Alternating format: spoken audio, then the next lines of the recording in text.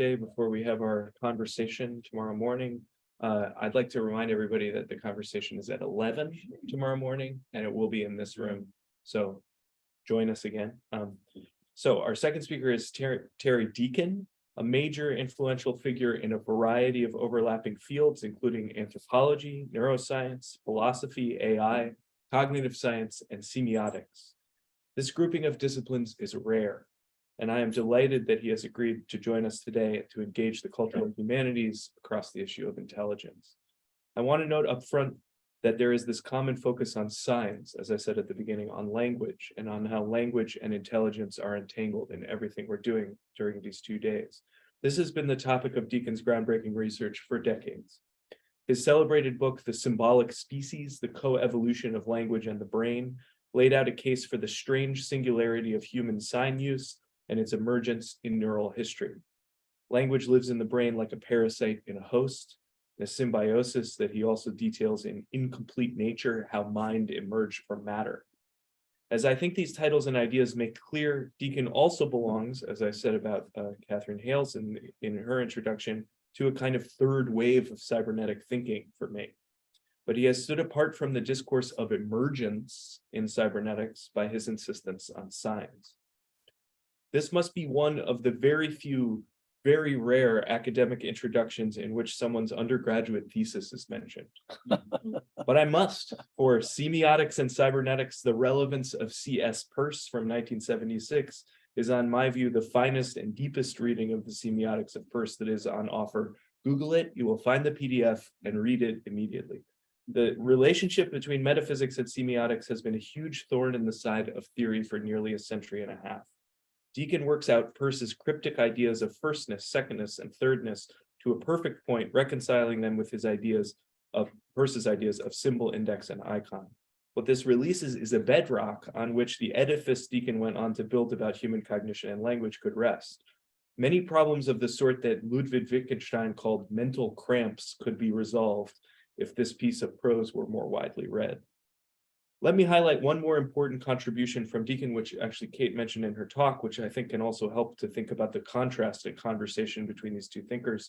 In a double article on the concept of information, Deacon has shown how information theory was always too thin on its own. In fact, we must see information as nesting levels of signs. One is indeed the classical theory of information as messages, as Claude Shannon's mathematical theory of communication laid out. But underlying that one is the explicit model on which it is based, which was never really reconciled with it, and that is Ludwig Boltzmann's theory of entropy, the probability of a state of matter given the absolute number of possible states of matter in the universe or in a given system. And underlying this is a third information or concept of information, namely what Deacon calls Darwinian information. By adding this third, Deacon reconciles emergence, stability, and messaging all into one frame. Communication rests on a massive semiotic basis, which in the case of a biosemiotic basis, which in the case of information is highly associated with what we call indexicality, as Kate also mentioned. There is no comparably ambitious theory of information to my knowledge, unless it is Hales's own proposal of a cognitive non-conscious. So today, Deacon will propose a difference, though, between thinking and computation, unlike the sort of bit of intelligence or mind we just saw proposed for GPT systems in a talk called In the Shadow of Descartes. Please join me in welcoming Terrence W. Deacon.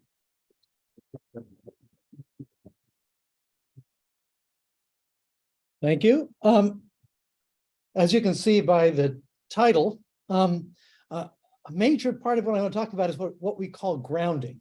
This is an idea developed in 1980 in an article by a guy named Stephen Harnad called the symbol grounding problem. I think he had it wrong. He and I have debated this over the years, but I will give it a slightly different twist here to talk about AI. And what I will eventually say is not AI, but should be SI. And I'll explain what I mean by that in a minute. So let's start with Descartes, because of course, I didn't advance up there. Let me see if I can make it advance up there. Just a minute. This is troublesome. Or did you share the entire screen or just one app? I thought I showed the entire screen, but let me go back and do that quickly.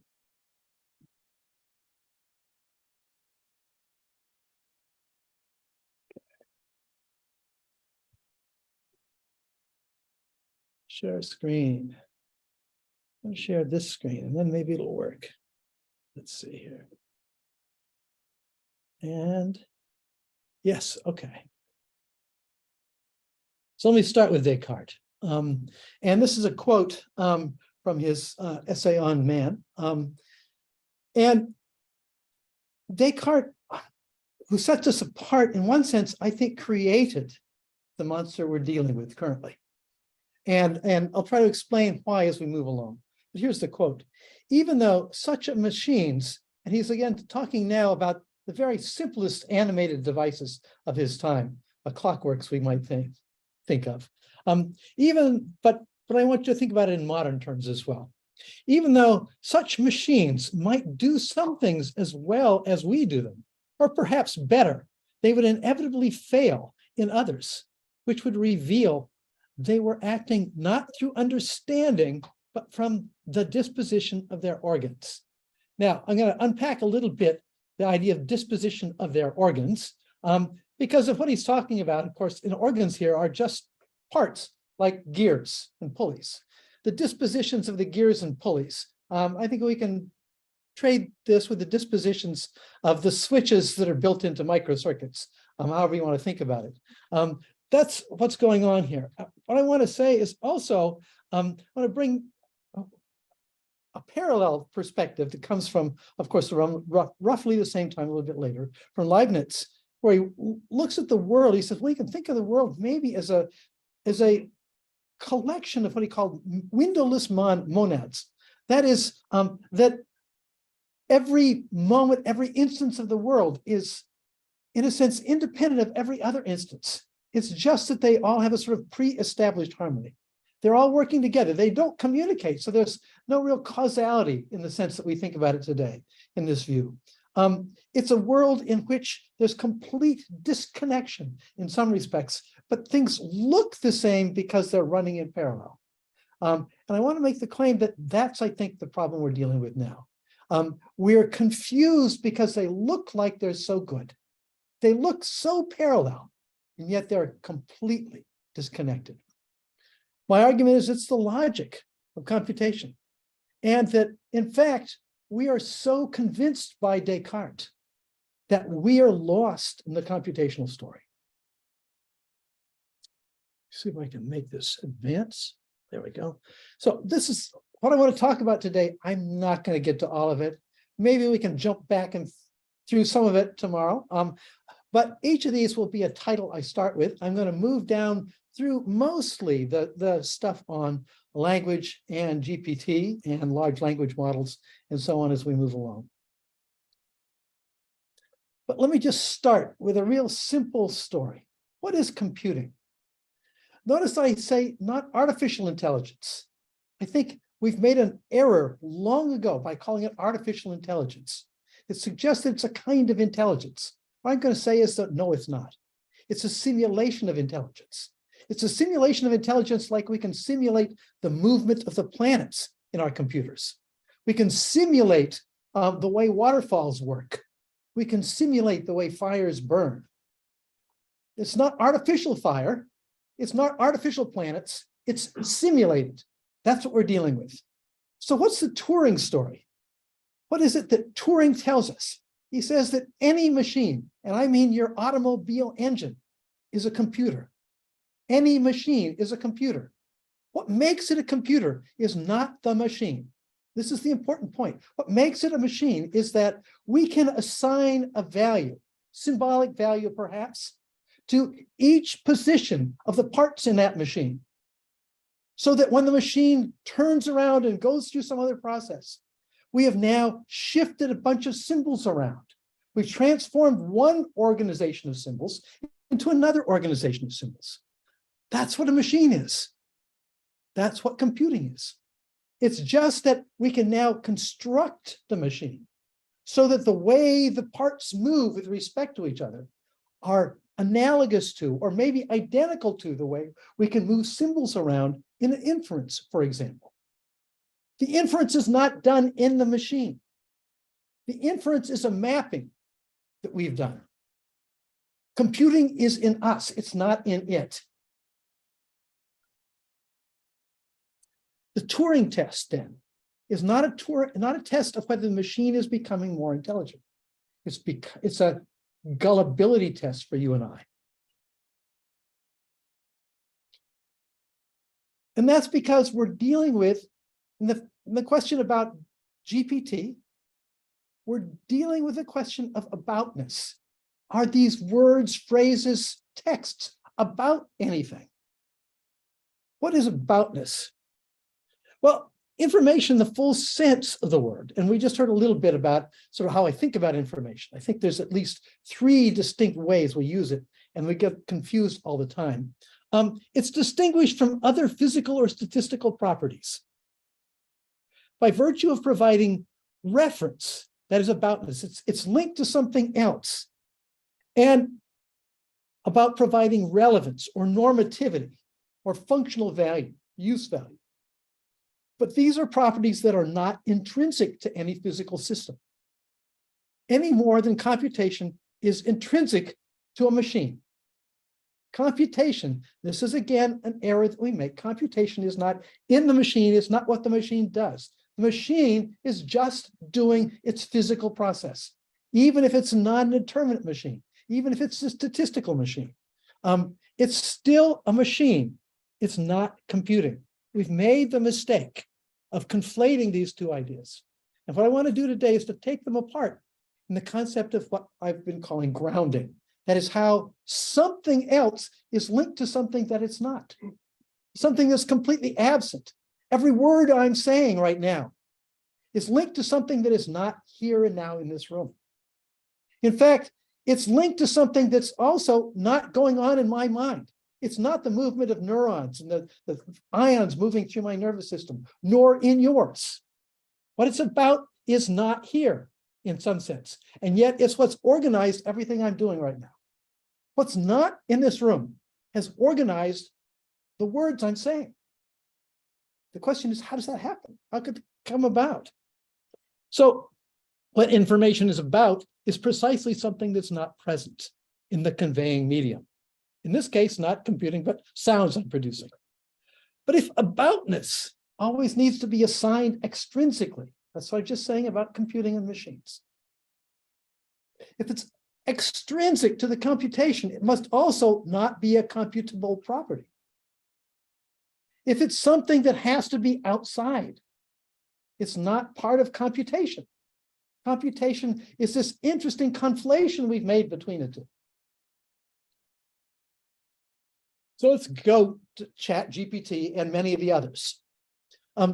So we've talked a lot about this. I won't go through a lot of it because I think Catherine did a great job of giving us lots of examples and so on. And it can do all kinds of things, solve lots of interesting novel puzzles and so on. I'm going to take this a little bit farther, however. Oh, this shouldn't have happened. Oh, I hope this isn't the problem that I saw before. Give me a second here. Oh, yes. I don't know why all this stuff jumped in, but it did. Okay, let's see here. Okay.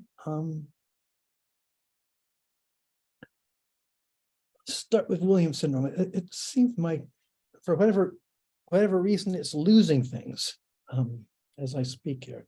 See if I can get them back. No, not getting them back. Yikes. Okay, just a minute here. I'll have to run it this way. So I can get rid of this over here to make it a little bit bigger. That's going to have to do. You can still read it, is that correct? So Williams syndrome is a disorder as a result of a damage to a particular chromosome. What happens is the center of that chromosome has literally been knocked out. We call it a knockout disorder. Williams syndrome is a psychiatric disorder, psychological disorder, if you will. It's hard to say. It produces serious neurological difficulties, and I've listed a few here.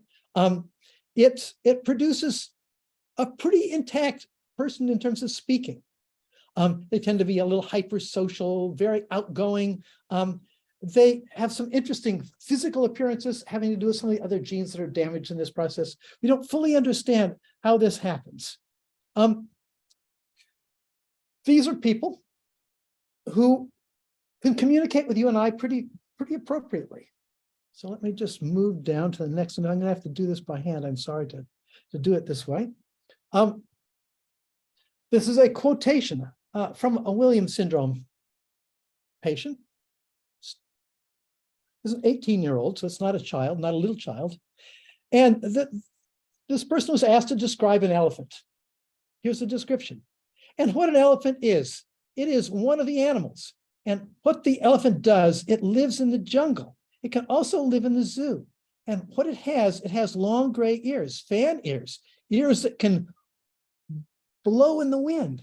It has a long trunk that can pick up grass or pick up hay. If they are in a bad mood, it can be terrible. All right, so on and on and on. So this sounds pretty good. Really understand what an elephant is. Now, the same person was asked to draw an elephant. There it is. Wow, what's going on here? Well, maybe just not very articulate. Ask the question, could an elephant ride in a car? I'm not sure. Now, maybe ChatGPT could do this one because maybe somebody is asked about cars. Why can't this person do it? And that's because their language ability is somewhat hermetic. The language ability is built upon relations between words and ideas and sentences that they've heard. But they have a very difficult time grounding it in the world. So terrific at repeating everything it has to do with this. What I'm suggesting is that ChatGPT is a kind of Williams syndrome.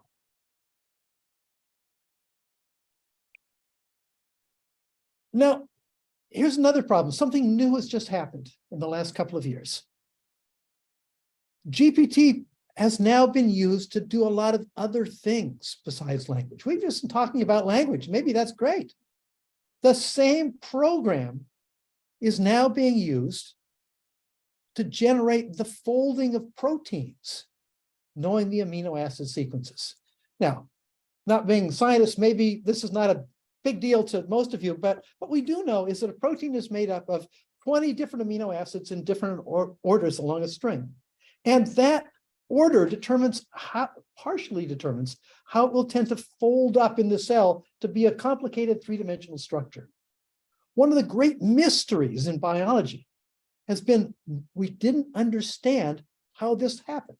We didn't understand the physics of it because the amino acids themselves and their sequence and their affinities for each other and their repelling of each other didn't help us put it together.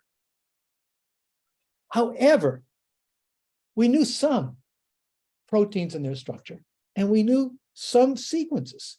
Every gene spells out the sequence of amino acids.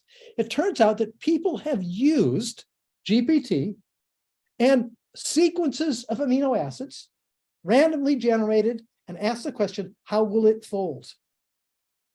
GPT not only learned it, but has done an incredible job. So the first one came out from OpenAI. That is AlphaFold. AlphaFold produced hundreds of proteins that nobody knew the folds of before. It's a GPT program. Each of these uses a GPT logic to it. ProteGPT, one of the more recent ones, and now there's a GPT-4, so this is already a dated slide, has produced millions of folded proteins. It doesn't do the folded proteins, it just predicts what the fold would be like. The question I ask at the top here, so why can a language model, a large language model, predict the folding of a protein from just amino acids? Amino acid, it's not given the structure, It's just given a letter. Each of the 20 amino acids is given a letter, and they lay them out in a sequence.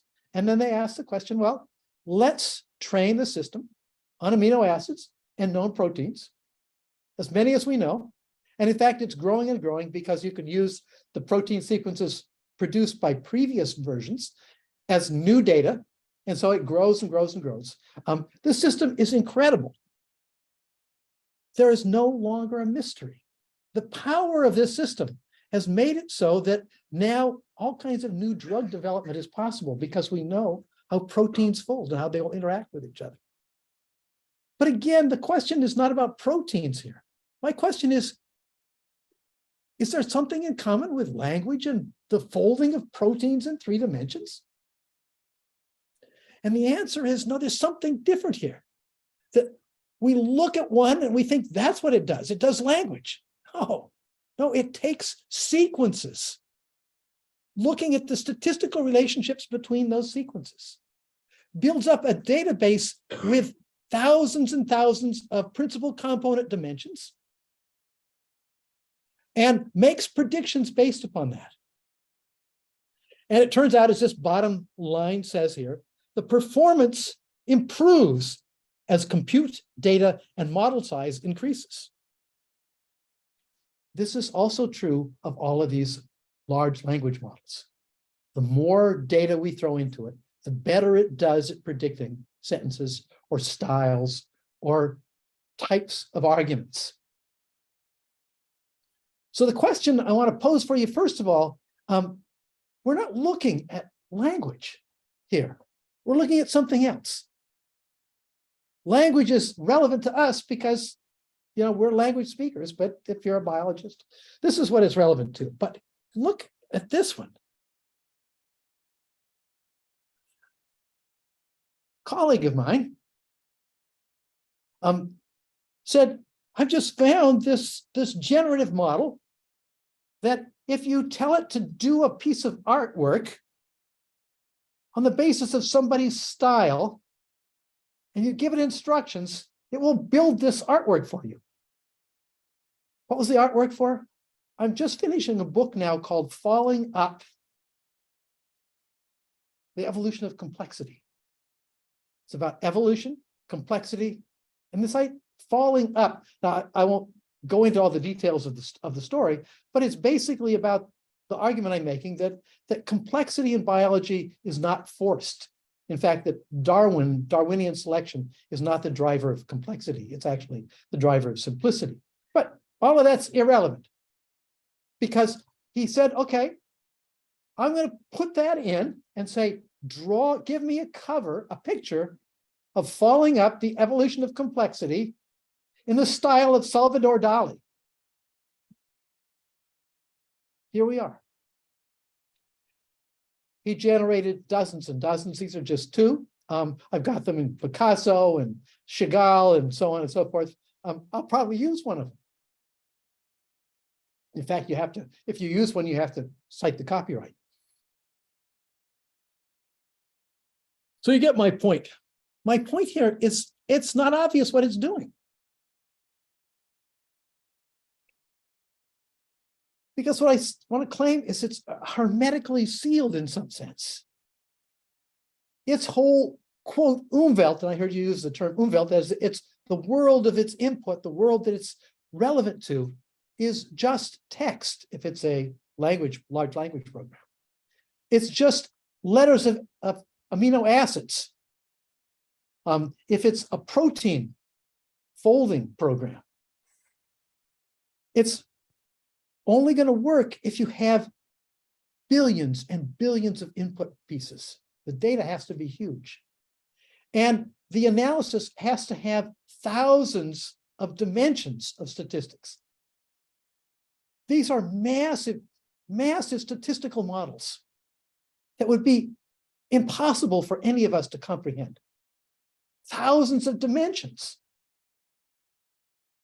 But what that means is as the dimensions increase, as the amount of data increases, it becomes better and better and better, more precise. So the key is what's going on is it's developing this model. Now, the model is not about anything. The model is the statistics of all the possible correlations and discorrelations and sequence relationships. Why does it do what it does? Why does it seem like it gets protein folding right and language grammatically and even informationally sensible? And the answer is that the database we've provided it with was structured by those things. The database that it's sampling online is you and I talking in text. Our ideas, our syntax, the way we infer things, those are all part of the statistical model. That's not knowledge that's being statistically analyzed. It's bits. There's no aboutness there. It's not about anything. This is why the same thing can do such different analyses. This is the Turing test, and we're failing it.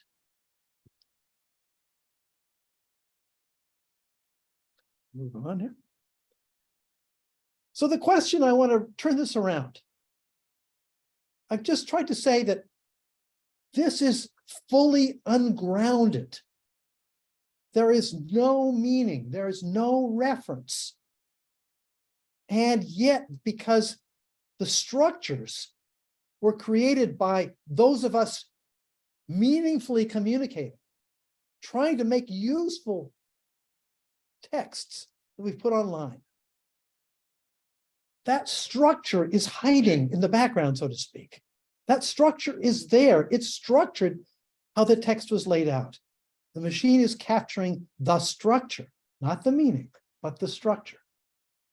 And this is why if you give it more input, if you have more dimensions of analysis, it will get better and better at simulating cognition. We'll get better and better at simulating what we do, but it is not grounded. What I'm going to say here is a little bit different than what Catherine was saying. I think there is absolutely no sentience, any more than in your automobile engine. So I want to reverse it now. Because I think part of the reason that we got into this dilemma is that we misunderstood what symbols were. As Leaf mentioned, my 1997 book, The Symbolic Species, strongly influenced my neurobiology research because Peirce recognized that symbols weren't just the generic nature of a sign, but were the most subtle and most complex form of sign. Yet what's happened is that we have flattened the concept of symbol out.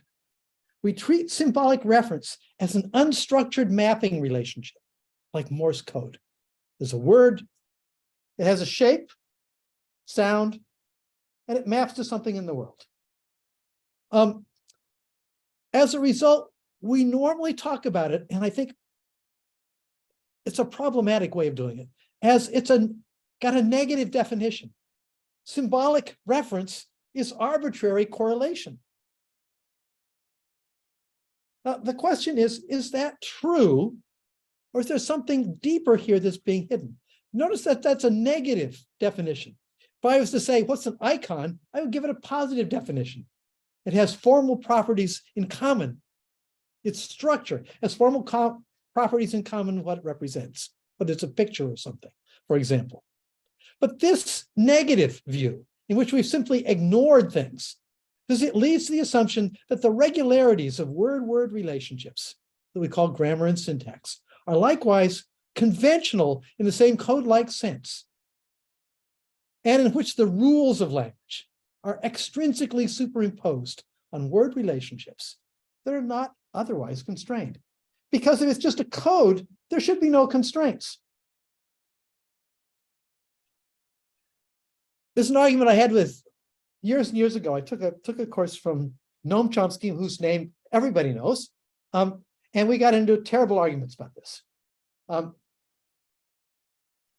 My argument at the time was that it's, his view was biologically implausible. that there was some kind of a language device built into our brain.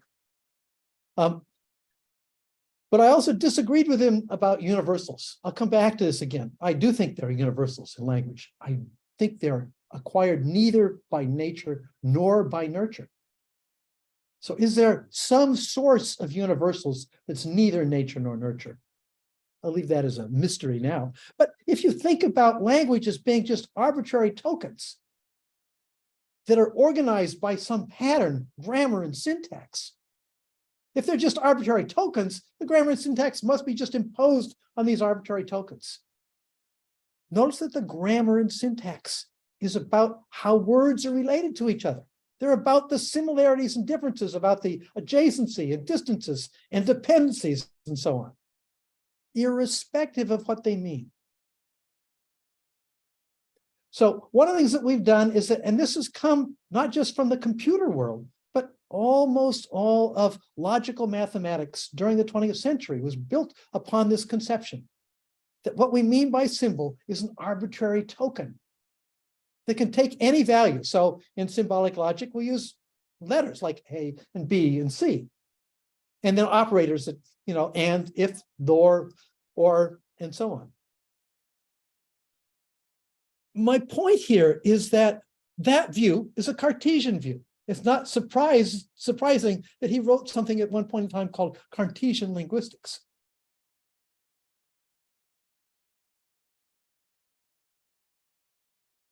The problem that we have is that you and I, and as you listen to me, we're dealing with ungrounded signs. They don't have any indexical or iconic relationships to what they refer to. How is it even possible that we can communicate with completely ungrounded signs? Why is it that no other animals do a very good job of this? Why is it so difficult? If this is the most generic form of reference, it ought to be simple. Every creature ought to do this. A simple association. B.F. Skinner could have explained it.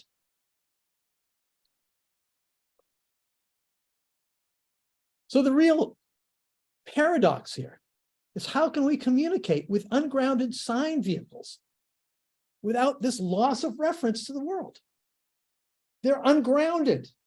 And yet, no, they're not. We know, you know what I'm talking about, hopefully. I think it also has to do with the confusion we have about the notion of convention. We like to say that, Morse code is a convention. I got a letter here and I'm going to link it with dots and dashes by a convention. What's a convention? That's a rule about correlations. Well, the problem is conventions hide something. We have a bunch of conventions. Language reference is conventional. We didn't agree on it. Nobody sat down and said, this sound is going to mean this sound is going to mean that. Most conventions require agreement.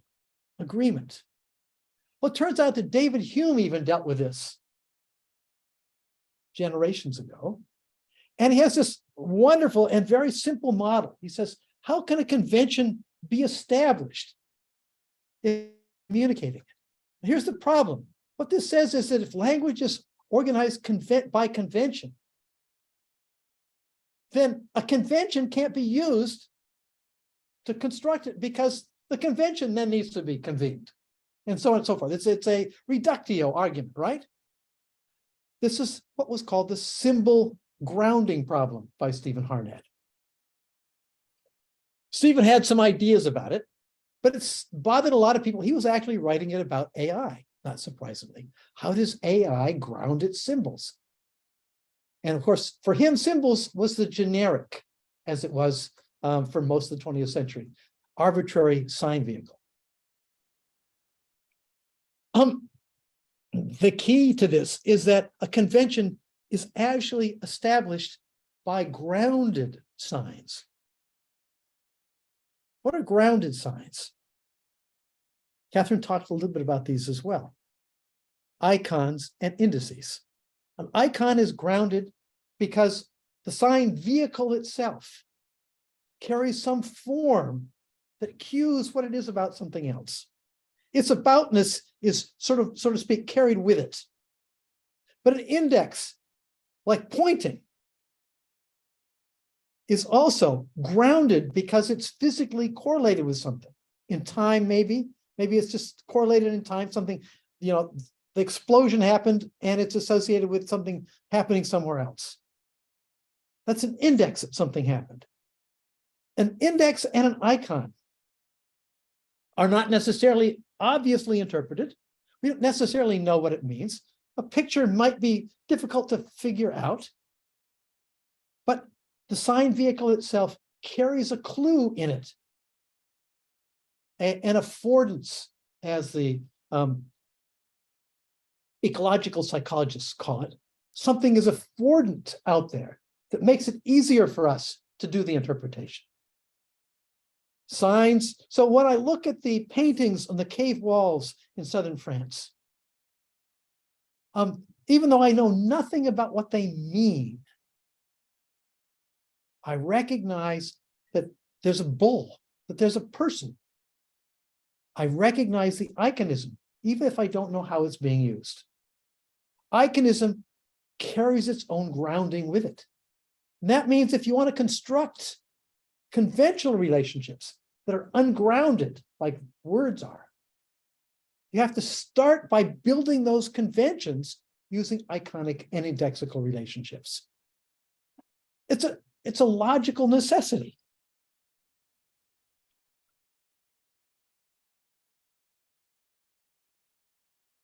So the key here is that unpacking the notion of conventionality means that we have to recognize that not only are the sign vehicles, the sounds that I'm making, conventional, but also the referential relationship is conventional. You can have sign vehicles that are conventional but are iconic, like on bathroom doors, for example. You can have conventional icons and conventional indices. I show a couple here. Conventional icon here. Conventional index. These are conventions that wouldn't be recognized in all societies, but they carry features that a lot of people could pick out.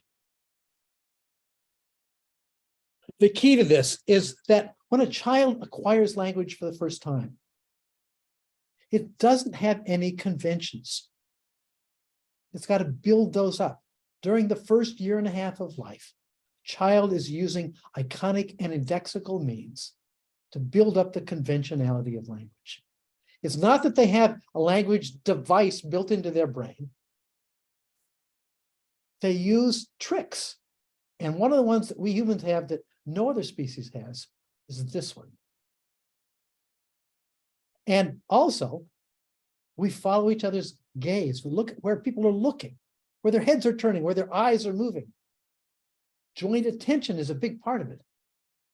Because in order to build up these conventions, we need to have these shared communications, not conventional communications, but already grounded communications.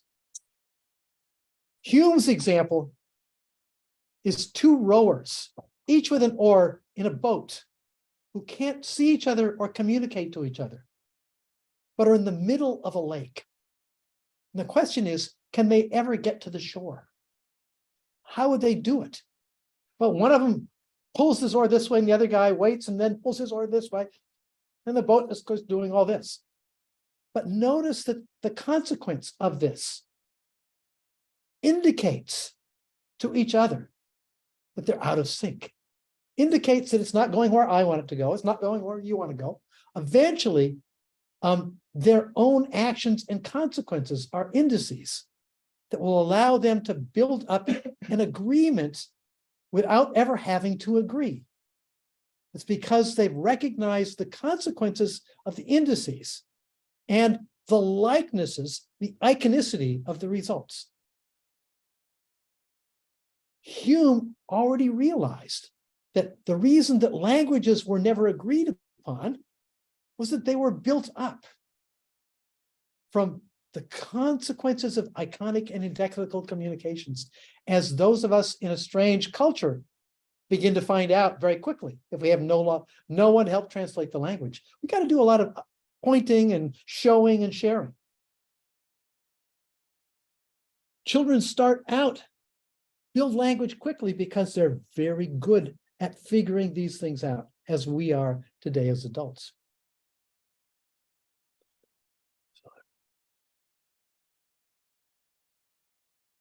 So the question about symbolic grounding, how do symbols get grounded?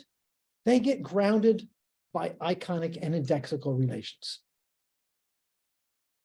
And we know this also about learning new words.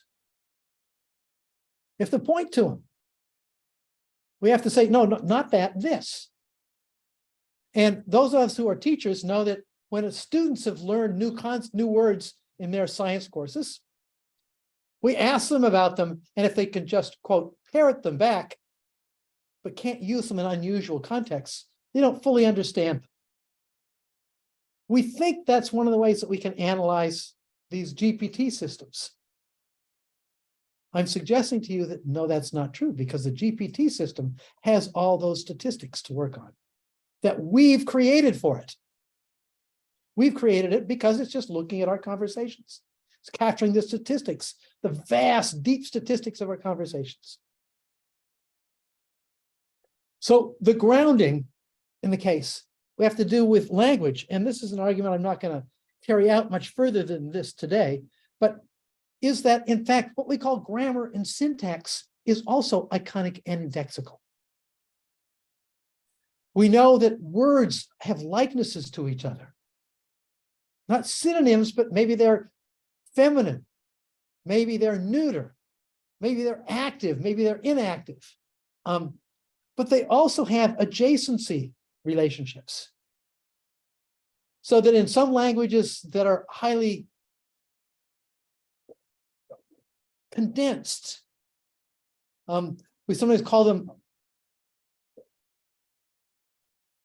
I just lost the term in my mind, but languages where you have suffixes and affixes that tell you what kind of a word it is, what kind of a function it has. Somebody in the audience who's a linguist will tell me right now why I've flown away from my thoughts. Good, thank you. Many of those languages have free word order for this reason. They have free word order because the kind of word, the function it's operating on is built into the word. So you know where it is. So the classic example of this is, of course, ancient Italian or I think that there's also the ancient Turkish language had a lot of this capacity as well. That is that if you don't have to know where it is indexically, if its position doesn't tell you what kind of a word it is, then it can be moved around. And so you have a lot of free word order. Inflection was the term I was going to use. Thank you. That if you've got a lot of inflection, you have a lot of freedom of movement. But if you don't have a lot of inflection, like in English or German, you're going to have a lot of problems with that. You've got to have a position. You've got to have things at the heads of clauses and things like that to make it work. So one of the things that's happened is that, in some sense, grammar and syntax have taken into the structure of the relationships. Some of the grammar and syntax is actually the iconism and indexicality that used to be in the signed vehicles, but is now between signed vehicles. This is what GPTs are finding. They're finding the iconic and indexical relationships, the structure that's behind it. Not the meaning, but the structure. Jump ahead here. This is probably not an obvious diagram, but this is one of the things that I have done with Peirce's work, is to try to understand it as a constructive system. By constructive, what I mean is that some signed vehicles are simpler. So I was just describing here icons and indices.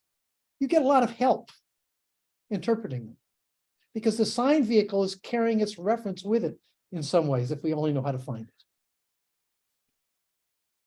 But the argument I want to make is that, in fact, even indices are complicated. And they're complicated because actually they require us the interpretation of many levels of iconism. And that symbols require the interpretation of many relationships among indices. There's a hierarchical dependence.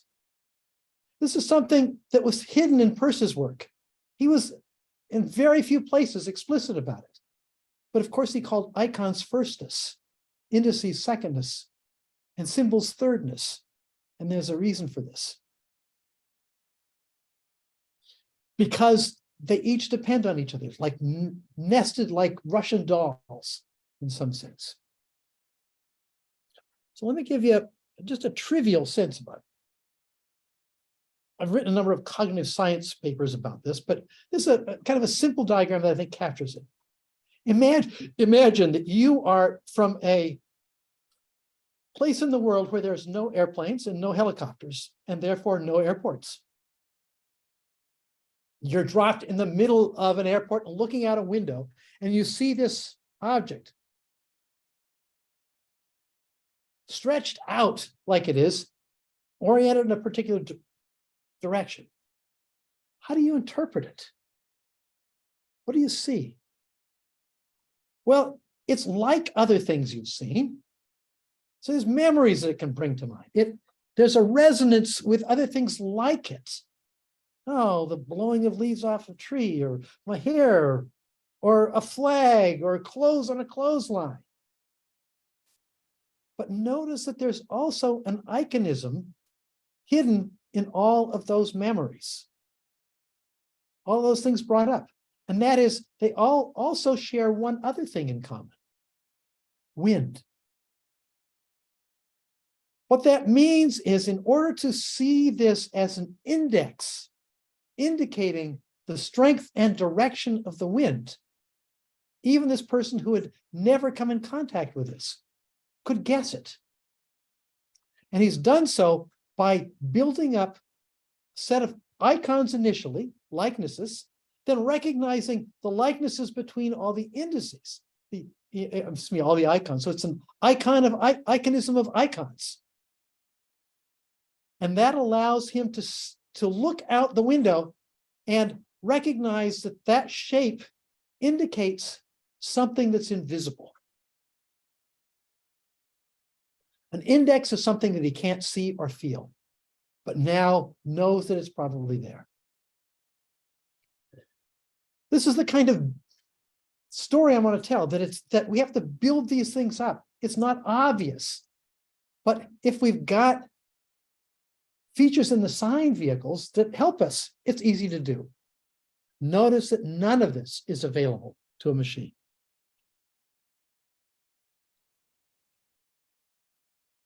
I'm very quickly going to go through the next few slides, in part because I'm going too slow. But I want to talk a little bit about language acquisition, because it's a process of ungrounding the sign vehicles, ungrounding the medium. We've got to, as Wittgenstein says in the end of the Tractatus, he says it's like pulling up the ladder after yourself. That's effectively what we do with language. We are now able to communicate without a lot of icons and indices. Very little of what I've said here has any overt iconic and indexical relationships to the world. But now we're able to use it because we've got a bunch of occulted in our background. We understand that those links to the world.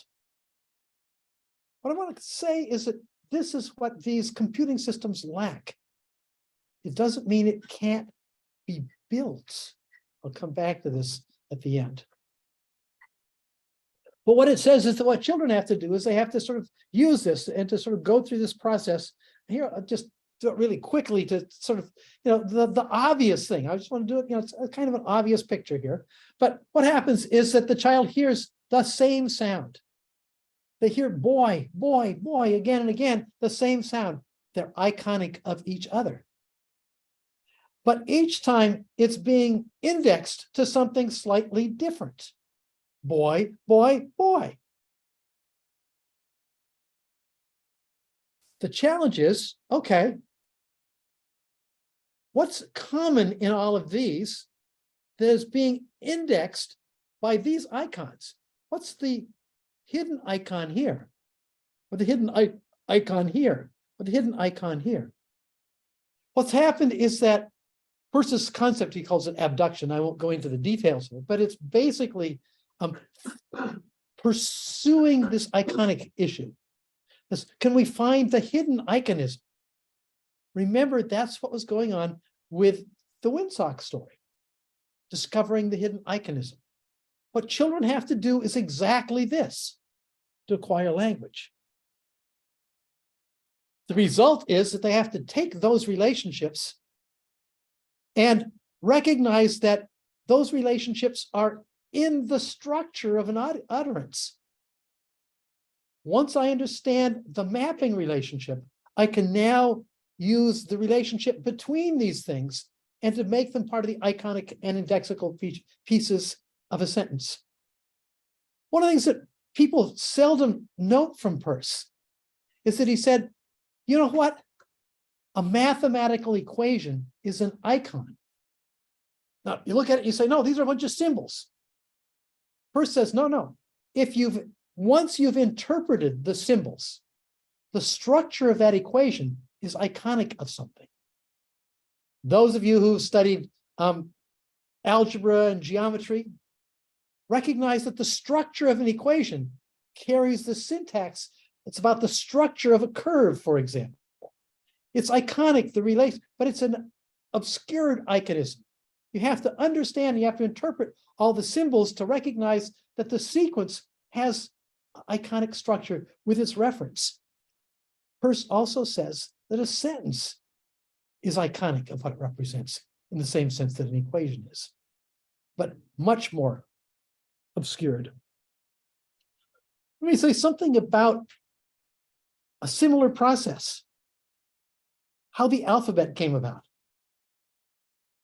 I'm interested in it for a number of reasons, but one reason that I want to sort of focus on here is alphabets were invented once in the Middle East. There were other ways of referring that were not alphabets. Alphabets are named, of course, for the first two, alpha and beta. But it turns out that it developed originally from two sources, from an Assyrian source and from Egyptian hieroglyphs. The Egyptian hieroglyphs were eventually decoded, so to speak, because they're not pictures exactly. They're a rebus. Each of these is a name, like the sun god Ra. And this is actually a sound system. Just like those little things you see on bottle caps where they use pictures and letters to spell things out. The pictures, if it's an I, is supposed to be the sound I. Well, that's what a rebus is. But it turns out that in the development of the alphabet, what happened is that people from different cultures were interacting with each other. Egyptian was the dominant culture at this point in time, about 3,000 years ago. And the Canaanites, and the Assyrians, and so on, had to work with them. But they had a different language. And the pictures wouldn't have the same sounds. What happened is that they began to degrade the iconism. The alphabet is a result of degrading the iconism. So let me just show this here. So here we see the Proto-Canaanite. These are the first 5 letters. This is Aleph. This refers to an ox or the ox head. This is house. Bet. Gami. For a stick. You can see that these have kind of iconic features. This is dig for, in this case, that stands for fish. And so on. What happened is that over time, these became simplified to the point that the iconism disappeared. You can see that in the A, in Greek as well, there's a little bit of a hint of the ox head. It just got inverted. By getting rid of the sound of the word, and just keeping the first sound of the word, now a writing system became universal. It became capable of encoding any spoken language.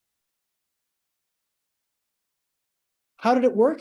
You had to get rid of the iconism. The iconism had to sort of be gotten rid of now in terms of it's an iconic just of a particular sound. So in effect, you're losing the iconicity and indexicality and gaining what I call displaced reference. This is a sort of microcosm of what I think the origins of languages was like and what acquiring a language is like. You have to start out with iconic and indexical, use them to build up these relationships, and over time they get eliminated.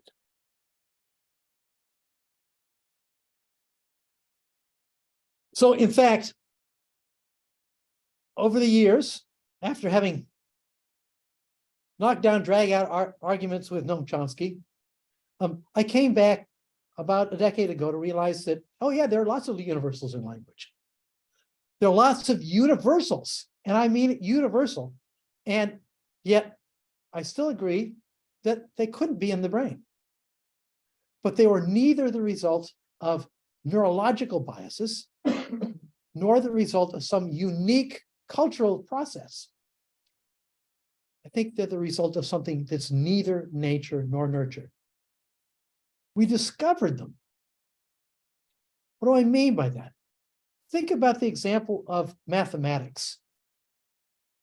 We don't say we invented arithmetic, although people did. Did we invent prime numbers? No, we discovered them. In fact, the mathematics we use today, calculus and so on, they were discovered by people. Newton discovered how to symbolically represent these complicated relations involving infinites and so on. So we can actually talk about an infinitesimal velocity. I call these semiotic universals. My point here is that universals are not just something in language. I think they're universal in the same sense that mathematics is universal. That any symbol using species anywhere in the cosmos that begins to formalize a way to work with quantity in great precision will discover them again. My point in this is to say, and I've given this talk, you might not be surprised, to the SETI group, the Search for Extraterrestrial Intelligence. My point here is that we will be able to discern and interpret and decode their language because they will be affected, constrained by the same semiotic constraints that we are. I list the first 6 here are what I call semiotic constraints, that every language will have to respect these. You can play with these, you can violate constraints. And the violation itself is interesting and meaningful. But for reference to be stable, to stay grounded, to not lose specific explicit grounding, you need to respect each of these. One of the arguments I had with Noam Chomsky had to do with this second one down. I think it's the second one down. Let me see if I got this right. Recursion. He thinks that recursion is the key to language, that somehow the brain got a recursion algorithm built into it. We found languages that are no longer recursive in their structure, language called Paraha in Brazil. But we also now are beginning to identify recursive processing in some animal computational interactions. The point I've made to him, and we're still in a disagreement about this, we don't talk that much, so who knows, is that recursion comes for free with symbols. Once you've ungrounded your sign vehicles, they're no longer constrained by their reference, and therefore they can have self-reference.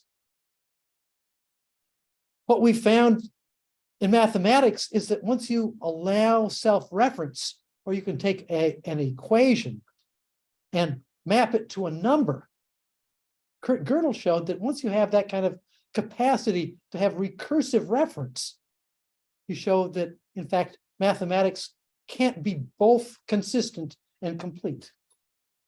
Gödel's incompleteness theorem. Once you have that kind of circularity, it sort of undermines things. So think of the cases of icons. One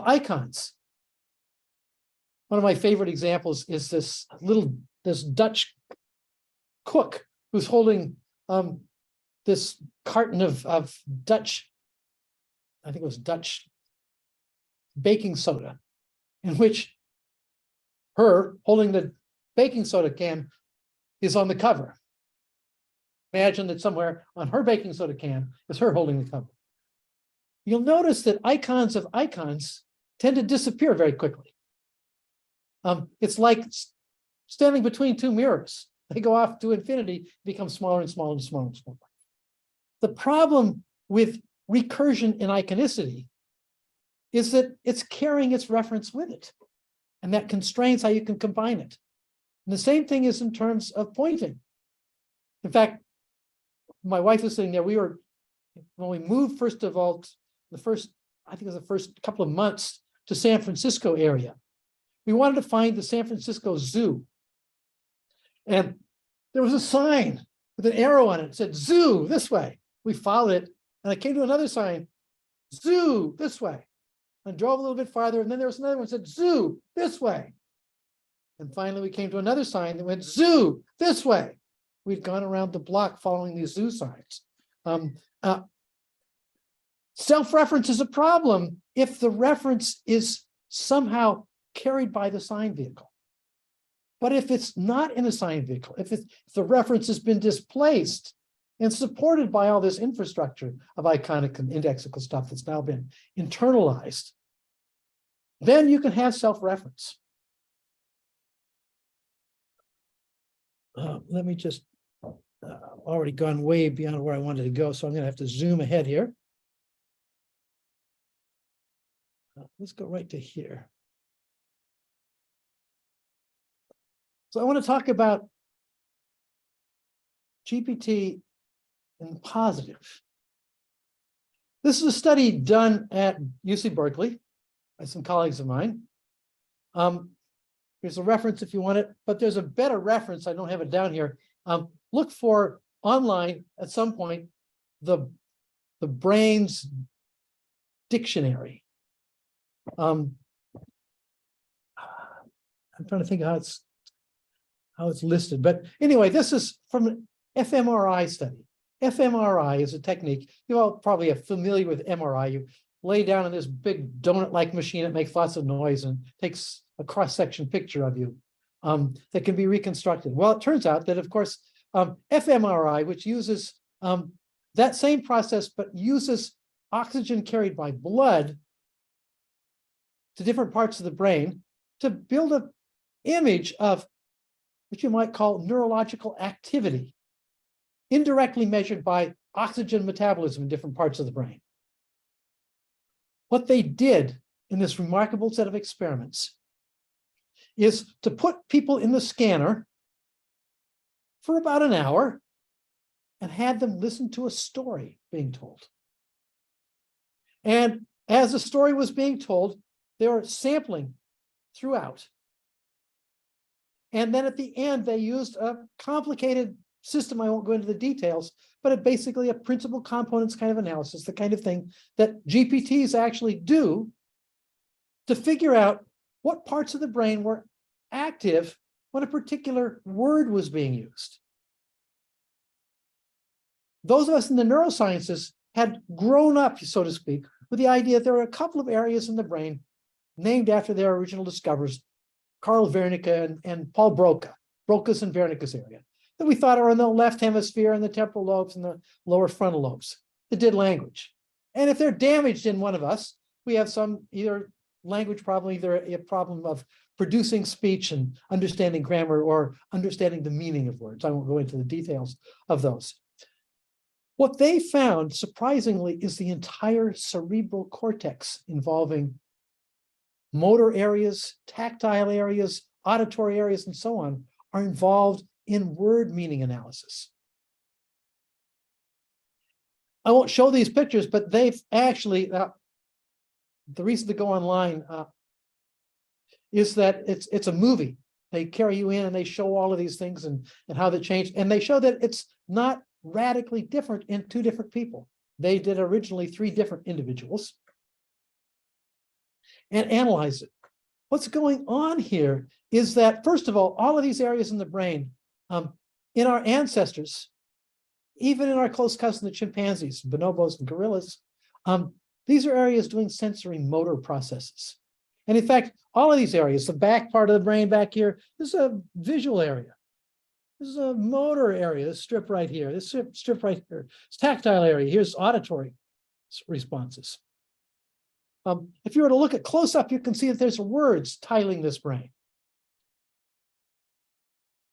The layout is pretty similar across different individuals. Slightly, all the details are different, but the motor-like things are in the motor areas and the sound-like things are in the auditory areas. One of the things that's happened in our evolution is the entire cerebral cortex has been recruited to help us do language.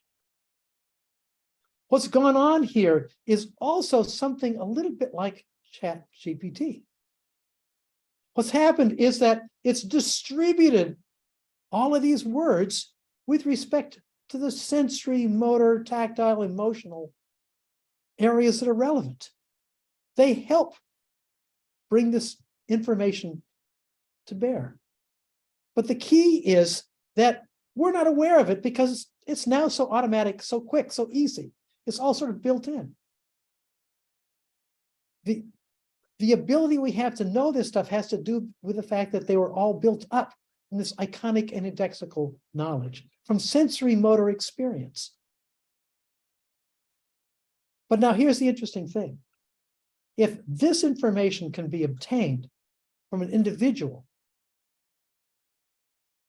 now if we can get this information from this individual and now use it to cue one of these GPT production systems, it should be possible for a person's thoughts to turn directly into text. It may be possible for a person who's mute and brain damaged to use these tools, which are Cartesian tools, just machines, but when linked to the system of the human brain, to actually allow somebody unable to communicate to actually communicate. Because all the good syntax and grammar is there, it's captured in the statistics of the system, but it's not grounded. This is grounded. Let me just move on with one last piece about grounding. We were talking at the end of the last talk in questions and answers. We can come back to this again and again. This is a study I'm in the process of with a colleague at the University of San Francisco. This is from one of our recent papers, just about to come out, actually. And what we're interested in is using fMRI, this technique I've just described, that uses blood flow and oxygen to figure out what's going on in the brain at different areas. The logic that we've used up to this point is the assumption that if a neuron needs to become more active, it needs more oxygen. And so blood flow increases. So we use this change in blood flow and oxygenation to give an idea of what areas of the brain are active a lot. And it makes good sense that when you're solving a visual puzzle, visual areas are active, blood flow increases there, and so on. It's been thought that, in effect, the metabolism is just responding. Think about a computer. I've got my computer plugged into the wall. Metabolism is just doing the background support. But notice something interesting about brains. Brains evolved to handle the metabolism of bodies. to handle the life of a body. It's not just a computing machine that needs energy. Energy is a part of what it's about. We've asked the following question. We now have a way of collecting EEG information, which is the electrical activity on the surface of the brain, which is very low resolution, doesn't have the kind of resolution that fMRI gives us, and simultaneously recording from the fMRI system. We've asked the question, is it that when neurons ramp up in their activity, that they suck more oxygen, they need more oxygen, and they change the blood flow to match their needs? Or is it that increasing blood flow drives up neural activity, or taking blood flow away pulls down neural activity? Because if the neural activity is about the experience, what's going on, the feeling of thought, then to some extent, it's an energetic issue as well. So we've asked the question, are there cases where the metabolism drives the change in cognition, or where the change in cognition drives the metabolism? Turns out we found both. Particularly when you suddenly change your attention to something new, spontaneously do it on purpose, not because it's driven by something out there. You say, I want to think about something different right now. It's under those circumstances that the metabolism starts the process. It precedes the change in neural activity. Now, here's the key about what's different about brains and devices, machines. Brains are about their own physiology. Brains are, in a sense, entangled with their own physiology. Every neuron is trying to stay put, trying to keep itself in equilibrium, get enough oxygen and glucose, not overrun its energy balance. Everything we do, this is that concept of embodiment. It evolved to be embodied. Brains evolved for bodies. This is a kind of Gödelian self-reference. So here's the question. Can we define kind of computing system that actually modifies its computing by its own energy use? Because that's effectively what's going on in brains. Let me see if I can move on down. I won't go into the physiology of it here. These pictures might be, we can come back to them if you want, but here's what we found. So this is these areas in the base of the brain that are involved in, we typically find these areas when stimulated, they produce emotional experiences. When damaged, they block our ability to have certain kinds of emotional experiences. It turns out that most areas of the cerebral cortex are getting sensory information or feedback about our motor activity, actually siphons itself down into these basic structures. These are what we call nuclear structures. They're just clusters of neurons. But these structures do something interesting. They send that information down into the brainstem and the midbrain. Now, what are they doing? It turns out that information coming in here, coming to this structure right here, it's a little red structure. It's called the amygdala, named for an almond, is involved in fight and flight, fearful responses, or disgust responses. There are certain stimuli that we've learned are disgusting. Some of them are built in, but many we've learned make us angry or fearful, and so on. So if one of those stimuli occurs, that information goes down here, and this says, okay, ramp up energy. But it's not doing disgust. Disgust isn't located there. What it does is it sends a signal down into the midbrain and brainstem. Those structures, not surprisingly, carry neurotransmitters that are all the same neurotransmitters we use for psychiatric disease treatments, have outputs that go up all over the rest of the nervous system. So there's a loop here. This is meant to be a loop.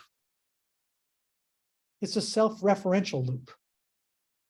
But What's going on in this loop is that this input is controlling not only other neurons, but also controlling the blood flow and metabolism. When something becomes disturbing emotionally, what has to happen? You have to change your focus of attention. How do you do it? It turns out that one of the things that you're doing is you're sucking energy down from one part of the brain and pumping it up somewhere else. We experience this, the feel of it. Notice that the term emotion has motion in it. Emotions have kind of inertia to them. If I do something startling, like clapping like that, it has a kind of inertia. It's hard to sort of undo what it started. That's because these processes tend to run on their own. The best way to deal with it is if it's running, suck the energy from it. And if it's not running and needs to be, give it more energy.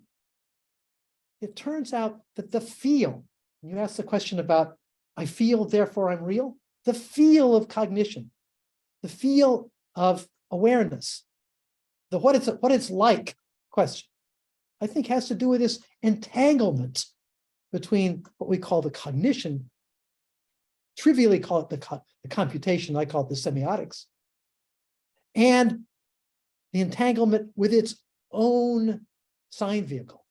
It's about itself, but it's about its own embodiment in this respect. That's what I think is going on behind this. That's why ChatGPT and any of these things can have no sentience, because they have nothing to do with their own substrate. I'll stop with that.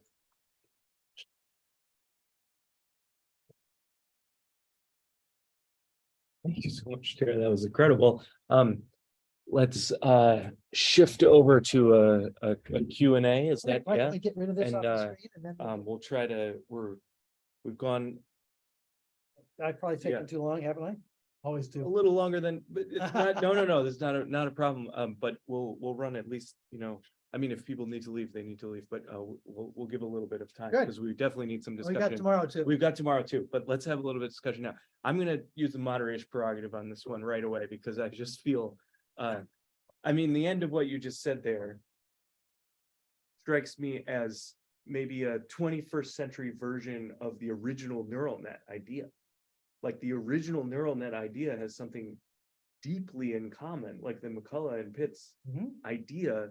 I mean, it's often sort of caricatured as just being, well, you got some logic and you kind of implement it using these switch neurons or whatever, but that's not it at all. Like they're talking about loops. They're talking about this ability of the brain to house a Turing system, which is a Gödel system. But notice that the Turing system is not a process. Okay. The Turing system is a sequence. It doesn't matter how fast it goes, how slow it goes. It's a logical sequence. Okay. Okay. And that's all the computer is.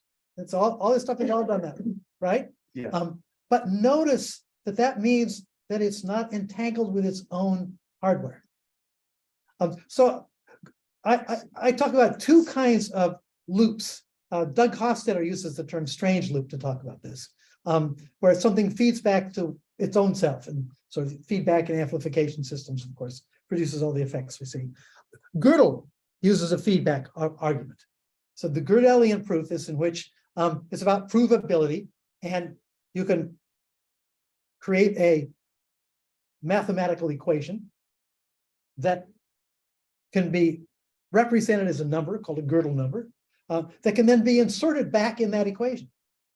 And what this does is it makes it unanswerable in the same sense that the simple liar's paradox is this way.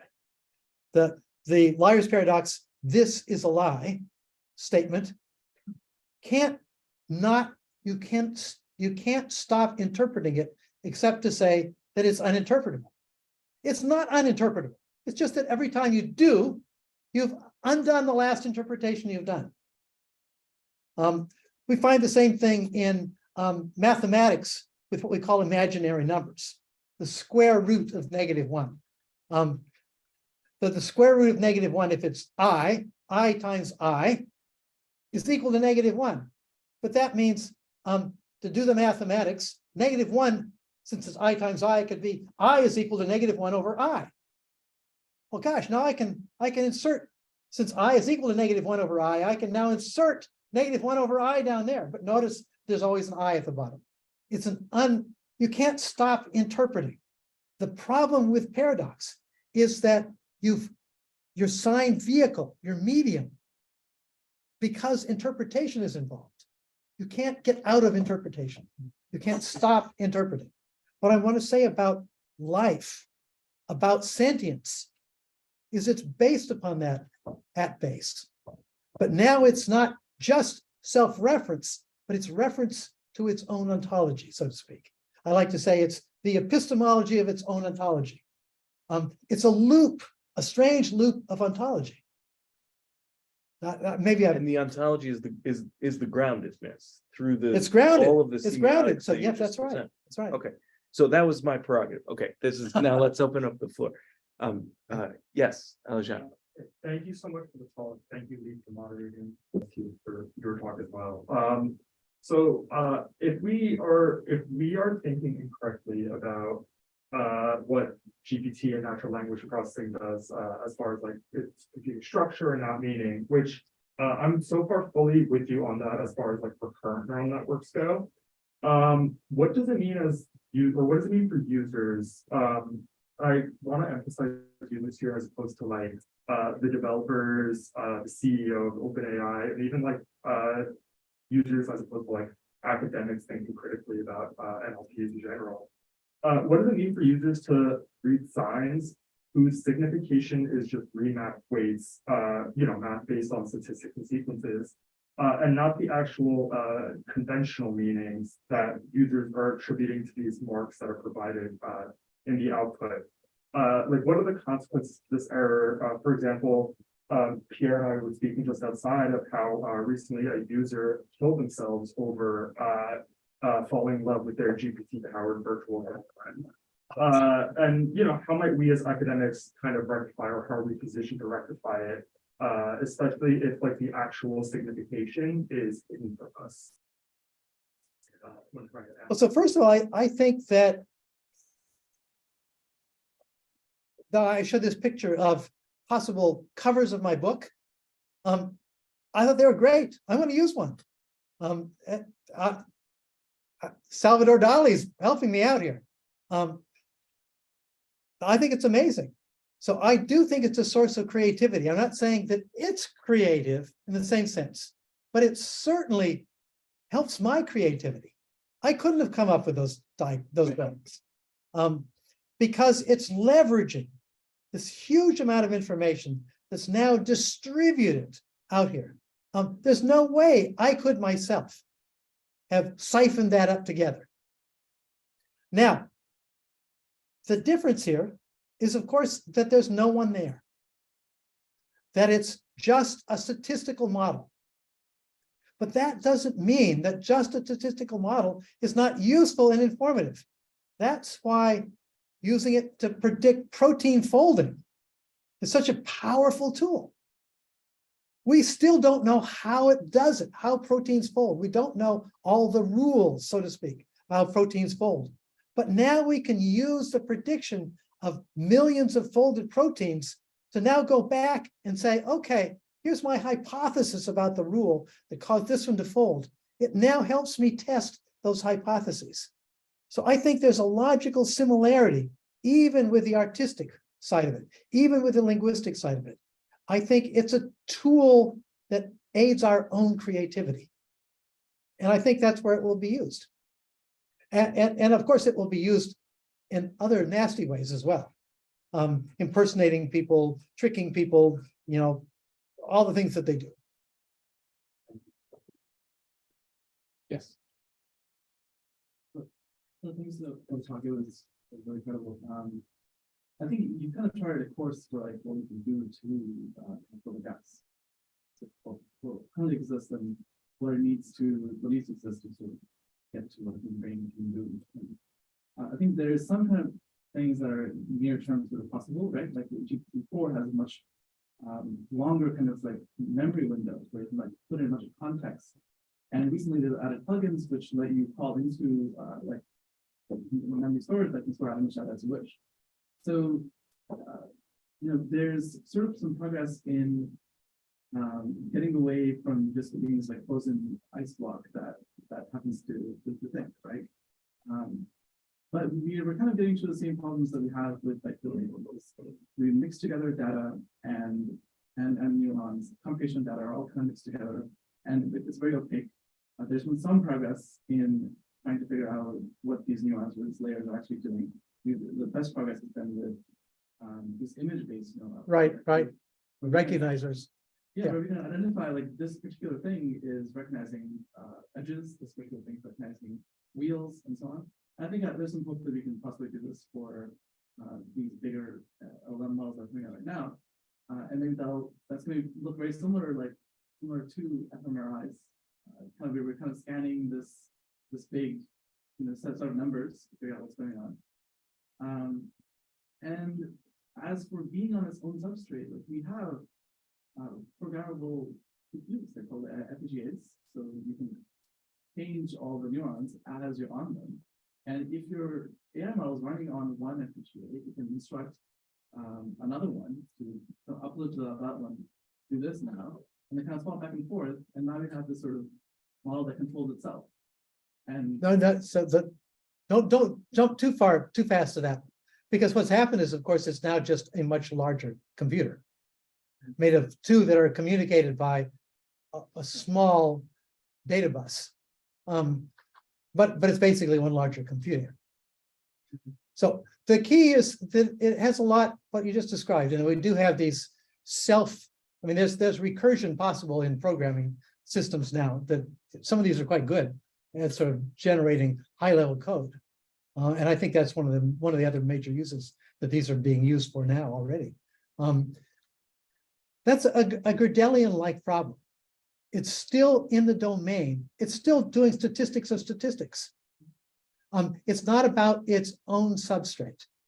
One of the problems with any kind of software looping, any kind of self-reference, is if it doesn't have a timer or a stop value, it'll run forever.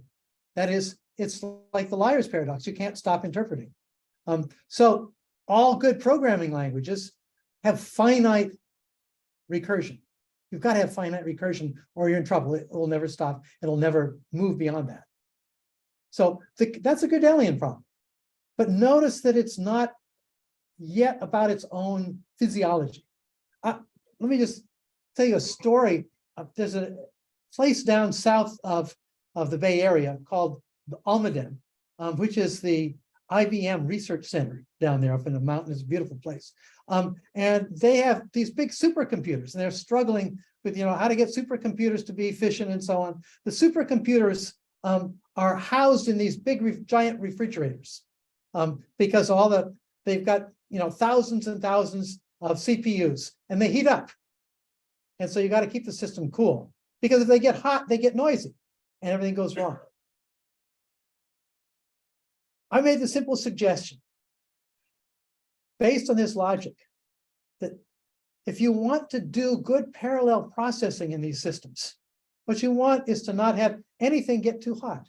You want to have the heat distributed evenly. Maybe a way to do that is to put a thermistor on each one of them and take that data and send it back, because the heat of computing is telling how fast it's running, how many bits per second is pumping through. And now that's information about the distribution of the program. So rather than write a program that is already figured out to be running in parallel, like these sort of digits on the screen, you could have it in real time, use its own heat as information. That's getting a little closer to this using its own substrate to do computing, because now the heat of computing is doing computing. How many of these gaps are actually necessary for us to get to something that is what we consider to be very intelligent, right? Like maybe some of these are fine for us to still have. Like maybe it's possible to have a very, very, very big supercomputer that can figure out that can, do like, GPT-10 or something on a massive scale and it's super smart, and it still haven't solved the sort of substrate issue. And would that be fine? Yeah, I think we're gonna have that. I think that's gonna happen for sure. That is, we're gonna have, because as I said, as the database gets larger, as the dimensionality of the analysis enlarges, it gets better and better. I think it converge, eventually, I think it can converge onto any capacity. It seems to me that the current limits are actually, I think, like that. We've more or less hit, like, in a few generations, we're going to hit the limit of all the inputs that we can provide, all the usable text on the internet, all the usable text in all the books and encyclopedias that we have. But we're just talking about the fact that, you can now pump out the text and dump that back in as text that the next iteration has to take on, or the memory question we were just talking about. There's like a theoretical concern there, which leads to a question that we have. Okay, Go yeah. right ahead. Well, there's a concern there about not putting GPT output language back into GPT systems, right? Like we need to be harvesting language that is somehow authentic. And as Kate argued, like, it's like it's very quickly becoming difficult. I've seen, systems that you put in like, the to be or not to be speech from Hamlet, and they say this is 90%, this is machine generated. Like just the speech itself, right? So this leads to this question, which is from Ulysses Pascal, graduate student in media at UCLA. Oh, I which know. says- I Okay. we know each other. Okay, so Ulysses says, I read somewhere that a simulation of a tornado is not a tornado, but a simulation of a chess game is a chess game. Is there an extent to which simulation of language games are themselves language games? Are we failing the Turing test because language is both a tornado and a game? in that Good sense? question. Yeah, I like the phrase, but you Alright. see how it goes to Yeah, the yeah. problem with the output and the So, input. no. Yes. So first of all, the chess game, if it's a physical chess game, of course, the simulation or even the computer chess game is not moving pieces.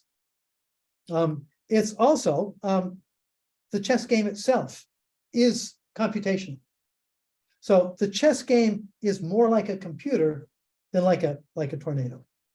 So it's in fact not simulating something physical in the world. It's simulating a Turing problem. So I do think that the simulation of a tornado is fundamentally different than a simulation of text, is fundamentally different than a simulation of the planets and their motion, the stars in the galaxy, that sort of thing. But what about language? Well, language is a simulation of language in part because the language we're simulating is ungrounded. So the key is that all the language that has been used was grounded. So in some sense, one of my colleagues says that one of the things that's happening with AI and with Google and so on is that they're stealing from us. Its knowledge is not its knowledge. It's not Google's knowledge. It's our knowledge that's being recycled. And what I want to say about ChatGPT or any of these other large language models is that, of course, all of the structure that it's getting is structured based upon use and reference. That has structured it so that it carries a trace of that by virtue of the structure that's there, because of the iconic and indexical relations that are now sort of built into that system. We've created it so that if you were to pump in sort of random material, there would be no language. It's not that it knows anything about the meaning or the reference. It's ungrounded completely. But by virtue of the fact that the data it was created on was grounded, it's got a structure to it. And that structure now does have relationship to stuff in the world. So we could, in fact, use these models to do legal analyses, for example, because legal analyses do have consequences in the world. And if legal texts were what were uploaded, it could do a good job, I think, of doing what judges do today, but maybe better. Yes, short question. I'm interested in your notion of ungrounded sign symbols.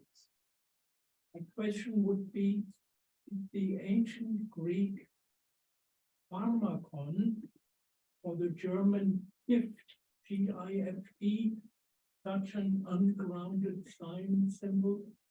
And is an ungrounded sign symbol comparable to something that is inherently paradoxical? Ah, okay. So first of all, I'm not sure that I know either of the two references you. Pharmakon is both healing and killing. Okay. We mask by speaking about side effects, but Got it, when I yes. watch television at night and I hear in many cases death has occurred, I'm not for that side effect. But anyway, gift in German is negative because it means poison.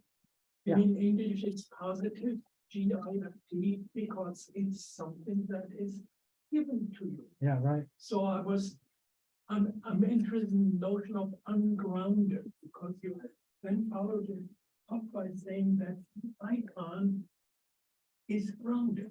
Yes, but what I mean by grounded is that there is a clue in the sign vehicle itself Yes, to its reference. I see. Okay, that's all I really want to say.